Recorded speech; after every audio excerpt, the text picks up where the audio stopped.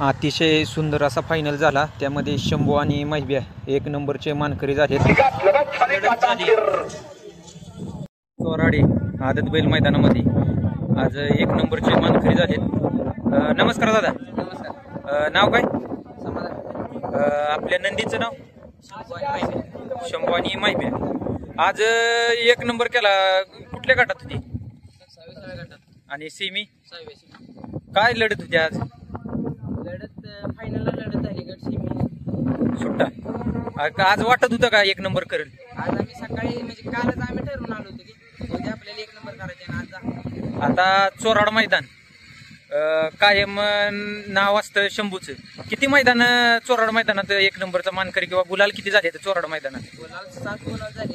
5 एक नंबर नाही 4 एक नंबर 4 म्हणजे चोराड फाटीला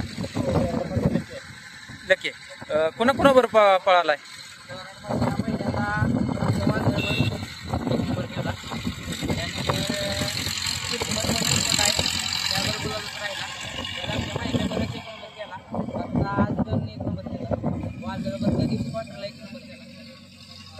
महिब्या आणि शंभू ह्या अगोदर कुठं कुठं पळवला होता?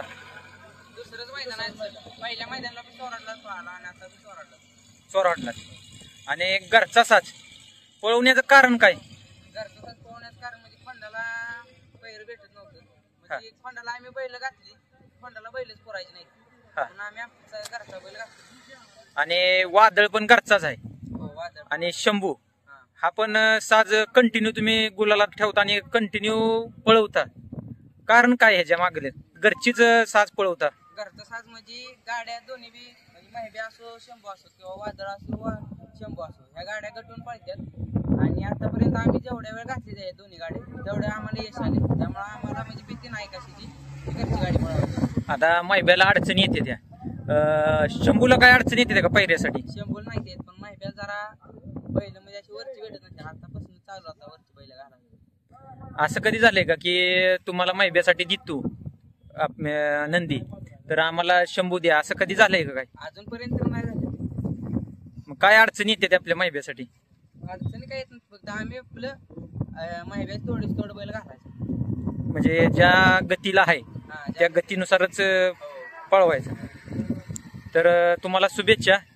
ड्रायव्हर कोण होतं? भैया ड्रायव्हर वाटेल. कंटिन्यू ड्रायव्हर तेच असतात का? महिब्याच्या गाडीवर कंटिन्यू.